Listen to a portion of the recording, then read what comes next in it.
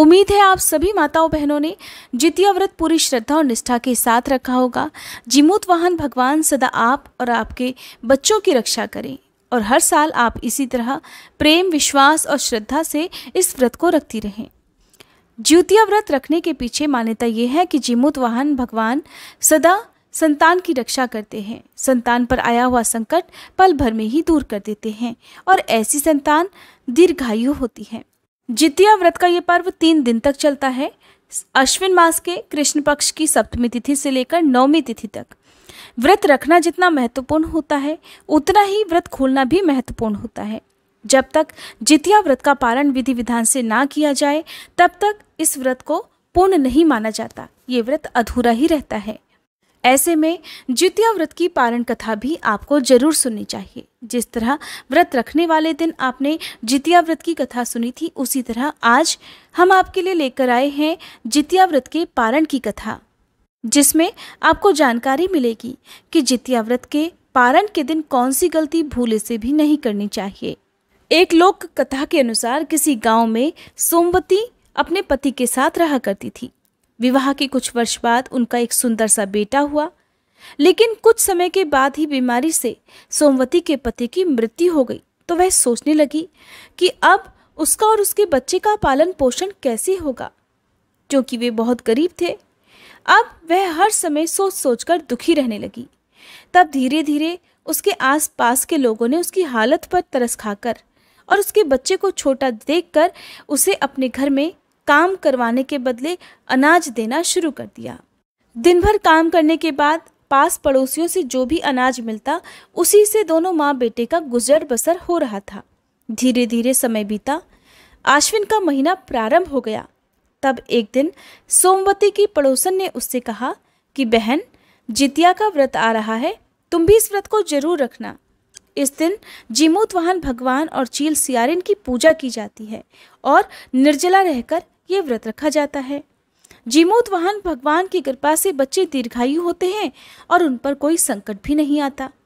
अपने बच्चे के वियोग का दुख ऐसी माताओं बहनों को नहीं सहना पड़ता जो सच्चे मन से इस व्रत को रखती हैं, और तुम्हारा सहारा तो केवल तुम्हारा बेटा ही है।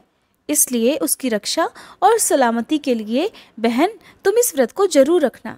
सोमवती ने सोचा, पड़ोसन ठीक कह रही है, उसके बेटे के अलावा इस दुनिया में उसका कोई सहारा भी नहीं है, इसलिए मैं अपने बेटे की रक्षा और उसके सुखद भविष्य के लिए ये व्रत अवश्य रखूंगी। पड़ोसन ने सोमवती को जितिया व्रत का सारा विधान बता दिया। फिर सप्तमी तिथि को नहाय खाए के दिन सोमवती ने अपने घर का सारा काम जल्दी जल्दी निपटाया, स्नान किया और पड़ोसियों के घर में जाकर जल्दी जल्दी काम निपटाकर शाम को अपने घर आ गई। उस दिन सोमवती को काम के बदले में टूटा फूटा चावल मिला था, जिसे खुर्दी का चावल कहते हैं। उसने रात के भोजन के लिए उन्हीं चावलों को उबाल लिया। सबसे पहला हिस्सा जीमूत वाहन के नाम निकाला, फिर उसमें से एक हिस्सा अपने बेटे को दे दिया और रात भर कुछ चावल पानी में भिगोकर ही रख दिए। इस तरह नहाए खाए का दिन बीता और रात होने पर वह सो गई। अगले दिन सुबह मुंह अंधेरे उठी, रात को चावल जो भिगोकर रखे गए थे उसका थोड़ा सा पानी पिया और फिर से सो गई। थोड़ी देर बाद सवेरा होने पर वह अपने घर का कामकाज निपटाने लगी और उसके बाद उसने जितिया व्रत का संकल्प लिया और पूजा की। क्योंकि आज उसने निर्जला व्रत रखना था, इसलिए वह पास पड़ोस में काम करने के लिए नहीं गई। रात में जो चावल भिगोए थे उसे उबालकर अपने बेटे को खिलाए और खुद निर्जला रहकर व्रत रखा। शाम को शुभ मुहूर्त में उसने फिर से जीमूत वाहन भगवान की और चील सियारिन की मूर्ति बनाकर उन्हें भोग लगाया, व्रत की कथा सुनी और इस तरह उसका व्रत वाला दिन भी बीत गया। उस रात भी उसने थोड़े से चावल उबालकर अपने बेटे को खिलाए। एक हिस्सा जीमूत वाहन भगवान, चील और सियारिन के लिए निकाल कर रख दिया। इस तरह अपने बेटे को भोजन कराकर रात को वह सो गई। अगले दिन 9वीं तिथि को फिर से जल्दी उठकर उसने घर का काम काज निपटाया।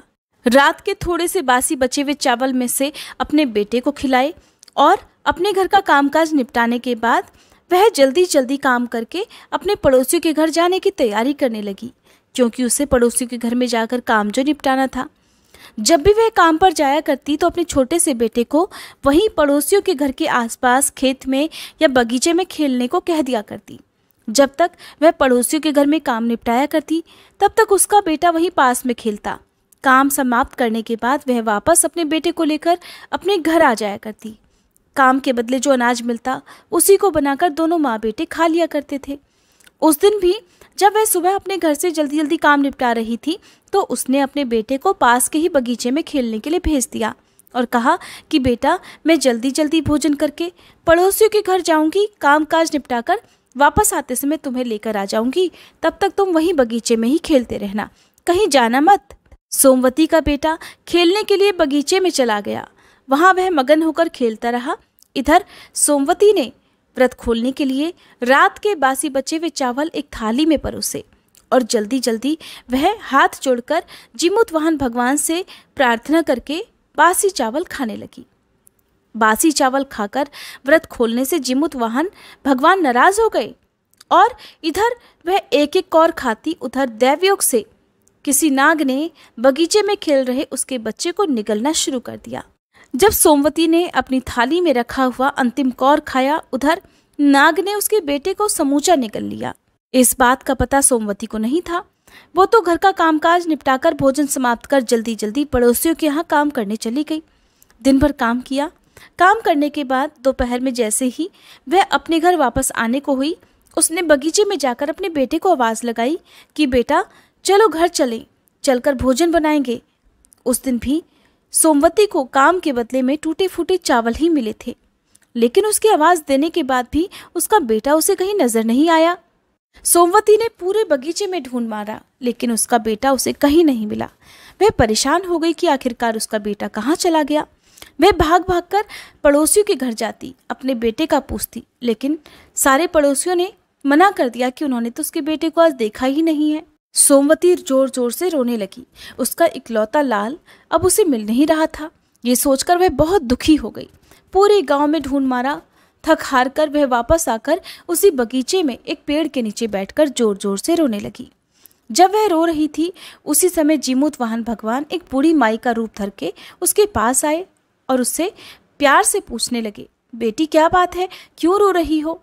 तब सोमवती कहने लगी, माई मैं क्या बताऊं, मेरा इकलौता बेटा था, आज बहुत ढूंढने के बाद भी मिल ही नहीं रहा, जाने कहाँ चला गया। मैंने तो कल ही निर्जला रहकर जितिया का व्रत रखा था, इस आस से कि जितिया का व्रत रखने से तो बच्चों की लंबी उम्र होती है, जीमूतवाहन भगवान बच्चों की रक्षा करते हैं। लेकिन ये व्रत तो मुझ पर उल्टा ही पड़ गया। व्रत रखने के अगले दिन ही मेरा लाल खो गया, मैं कहाँ जाकर उसे ढूंढूं? ऐसा कहकर सोमवती और जोर जोर से रोने लगी। तब बूढ़ी माई ने सोमवती से पूछा, बेटी बताओ तुमने जितिया का व्रत कैसे रखा था, व्रत क्या खाकर खोला था? तो सोमवती जो बहुत सीधी सादी थी, उसने अपनी गरीबी का हाल बताते हुए बूढ़ी माई को सब कुछ बता दिया कि बूढ़ी माई, खाने को तो मेरे पास कुछ नहीं था, मैंने निर्जला रहकर व्रत तो रख लिया, लेकिन व्रत खोलते समय रात के बासी बचे हुए चावल खाकर उन्हीं को मैंने भगवान को भोग लगाया और खुद भी खाकर व्रत खोल लिया। तब बूढ़ी माई कहने लगी, सोमवती जितिया व्रत जब भी रखो तो व्रत खोलते समय हमेशा ताज़ा और गर्म खाना खाना चाहिए, चाहे ताजे उबले हुए चावल ही क्यों ना हो। लेकिन तुम्हें बासी भोजन खाने से ही ये परेशानी, ये दुख उठाना पड़ा है। व्रत में बासी भोजन करने से ये व्रत टूट जाता है, व्रत का पूर्ण फल कभी प्राप्त नहीं होता। इसलिए अब तुम 1 साल का इंतज़ार करो, अगले साल फिर से जितिया का व्रत रखना और व्रत वाले दिन ताज़ा और गर्म खाना खाना। तब सोमवती को अपनी गलती का पश्चाताप हुआ। उसने किसी तरह से 1 साल का समय काटा। अगले साल फिर से जितिया का दिन आया। उसने रो रो कर किसी तरह से हर समय गिड़गिड़ाते गिड़गिड़ाते जीमूतवाहन भगवान से पुकार की कि भगवान मेरा बच्चा मुझे लौटा दो, मैं निर्जला रहकर विधि विधान से इस व्रत को जरूर करूँगी। तब निर्जला उपवास रहकर अगले दिन नवमी तिथि को सोमवती ने बासी उबले हुए चावलों के बजाय ताजे गरम चावल बनाए, उसका भोग भगवान को लगाया और वही गरम गरम चावल खाकर और चावल का पानी यानी कि मांड पीकर इस व्रत को खोला। इधर उसने व्रत खोला, उधर उसी बगीचे में जहाँ पर एक नाग ने उसके बेटे को निगल लिया था, वह बच्चा सही सलामत उसे मिल गया। जैसे ही वह बच्चे को ढूंढने के लिए उस बगीचे में गई तो उसका बच्चा उसे एक पेड़ के नीचे बैठा हुआ मिल गया, जो कि उस समय खेल रहा था। ये देखकर सोमवती बहुत प्रसन्न हुई। उसने जिमूतवाहन भगवान को बहुत बहुत धन्यवाद किया और भविष्य में कभी भी व्रत के दिन बासी भोजन न करने का निश्चय किया। इस प्रकार जितिया व्रत के दिन जो भी भक्त सच्चे मन से उपवास रखता है और अगले दिन नवमी तिथि को ताजा भोजन करता है, जिमूतवाहन भगवान उनके व्रत को सदा स्वीकार करते हैं और उनके बच्चों की सदा रक्षा भी करते हैं। ये थी जितिया व्रत के पारण की कथा। अगर ये कथा आपको पसंद आई हो तो वीडियो को लाइक करके चैनल को जरूर सब्सक्राइब कीजिएगा, ताकि इसी तरह की और अन्य कथाएं आप हमारे चैनल पर हर दिन सुन सकें।